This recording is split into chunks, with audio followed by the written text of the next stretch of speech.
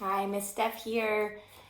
Today I will be reading to you The Sleeping Beauty. This story is based on the New York City Ballet production of the ballet called The Sleeping Beauty. It's one of 3 books that I have that I'll be reading to you and sharing with you guys. Some way to relax and just sit back and have fun even though we're all at home. So the first thing you need is you need a blanket. You need somewhere to get nice and snuggly. If you're on a couch in your bed, just make sure you're nice and comfortable. Maybe grab a couple stuffed animals for friends to snuggle with. But as long as you're comfortable, you're all snugly under your blanket, then you can sit back and just listen and enjoy. So let's get started. So the name of this book is The Sleeping Beauty.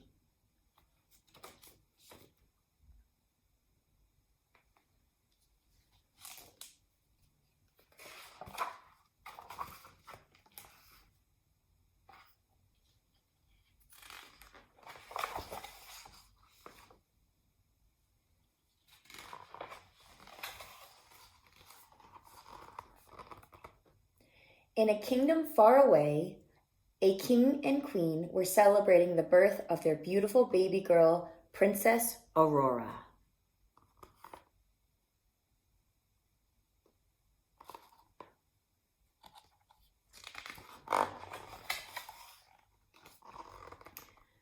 So overjoyed were the king and queen that they decided to throw a party in the honor of their new baby.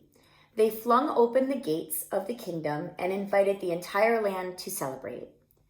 Among the guests were Aurora's fairy godmothers, who swooned with delight over the baby, but one fairy godmother was missing.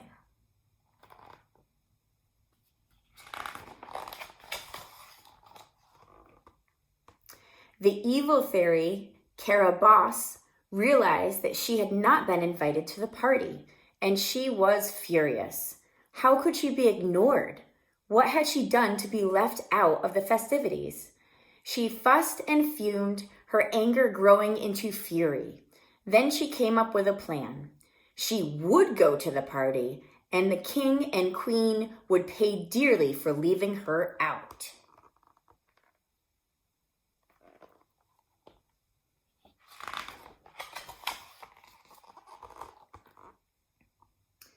The fairy godmothers were in the very act of bestowing their precious gifts of virtues on Princess Aurora when suddenly an electric current sizzled through the air. Carabosse had arrived in a chariot, enveloped in rage. "How dare you," she roared as the court scrambled for cover. The king and queen realized there had been a terrible mistake. Carabosse had been accidentally left off the guest list. But now it was too late, and Carabosse had come armed not with a gift, but with a curse. The baby will grow and grow and grow, but on her 16th birthday, she will prick her finger on a spindle and die, she proclaimed. The entire court gasped, and the king and queen were beside themselves with horror.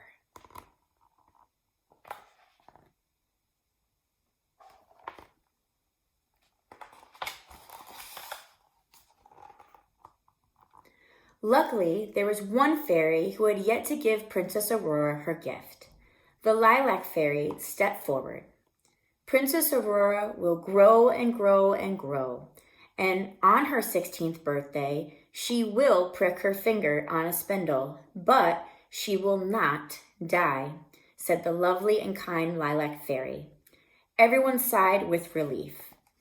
"She will instead fall into a deep sleep," continued the lilac fairy, "as will all of the kingdom. This sleep will last 100 years, when she will be awakened by a kiss from her one true love."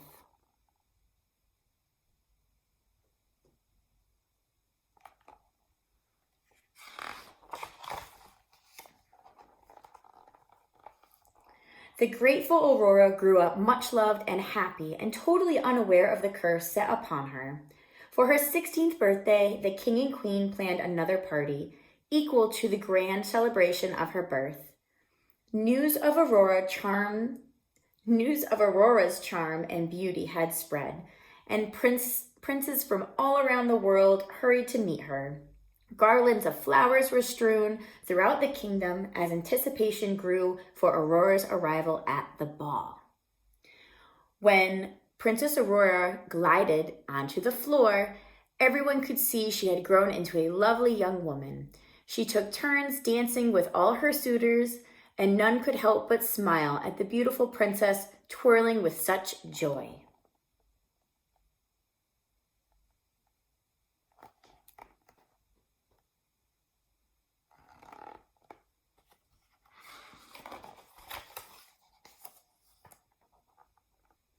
Guests had bearing gifts for the princess, and among them was an old woman. Aurora had no idea that the old woman was really the evil Caraboss in disguise. Caraboss gave the princess a bouquet, and just as predicted, Aurora pricked her finger on a spindle hidden in the flowers. Falling under the curse, immediately collapsed to the ground. As the king and queen raced to Aurora, Caraboss threw off her cape, and the kingdom, realizing the evil fairy had come for her revenge, gasped in horror. As the kingdom descended into chaos, the lilac fairy magically appeared. She reminded everyone that Aurora would not die, but instead Aurora would fall into a deep sleep, as would they all.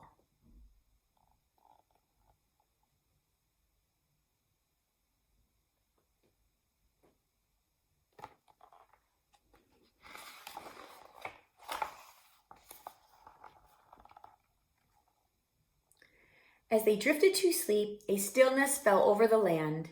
Trees reached high into the sky, and vines crept up the walls, covering the entire kingdom and hiding it from the rest of the world.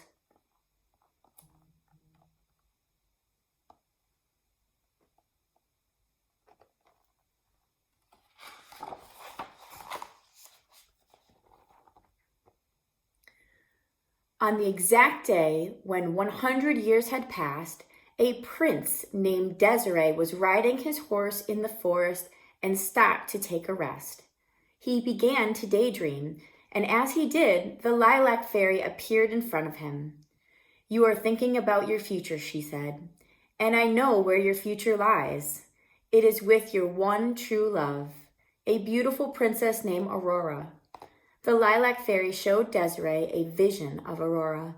He was immediately captivated.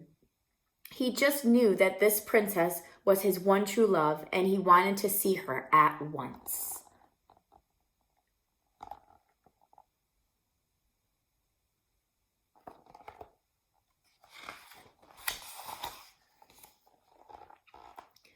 The lilac fairy led Desiree on a journey through the deep woods. They came to a lake, and there they found a boat. As they sailed and sailed and sailed, they suddenly spied on the far shore the top of the castle rising from the forest.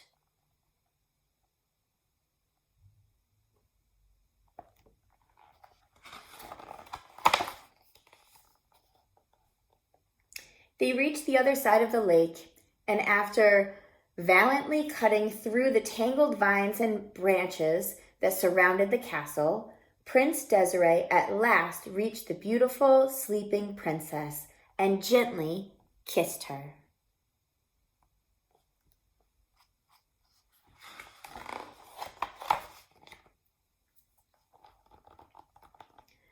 Just as the lilac fairy had promised, the kiss of Aurora's true love lifted the curse.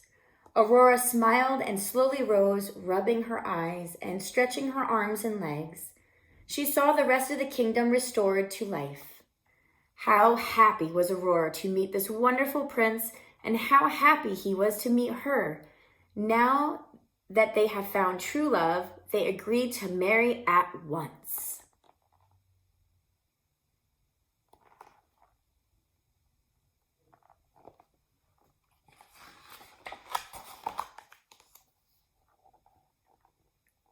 With haste, the kingdom gathered for the royal wedding. Aurora and Desiree took their vows with love so strong it made the sunshine seem dull. The king and queen beamed with delight. After their ceremony, Princess Aurora and Prince Desiree celebrated a dance together. It was as if the entire kingdom had drifted away and only the two of them were there left, as happy as can be.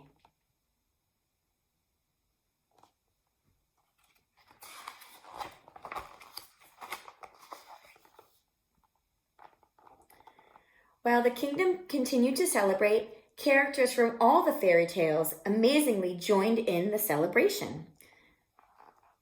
The White Cat and Puss in Boots chassed and swatted.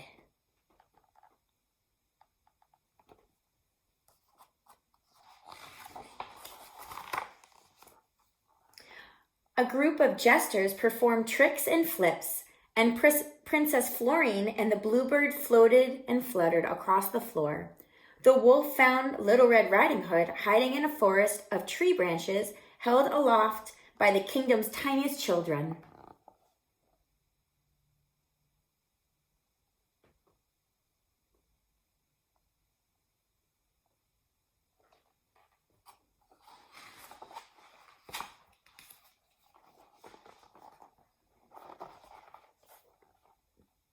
The king and queen, so happy and relieved about all that had transpired, decided then and there that it was the perfect time for Aurora and her prince to be crowned the new king and queen of the kingdom. The Lilac Fairy, who had saved Aurora from Caraboss's evil doom, blessed the couple and wished them nothing but health and happiness.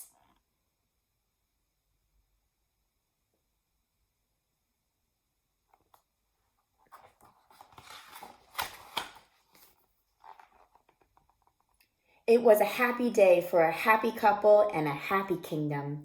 It was the start of a life lived happily ever after.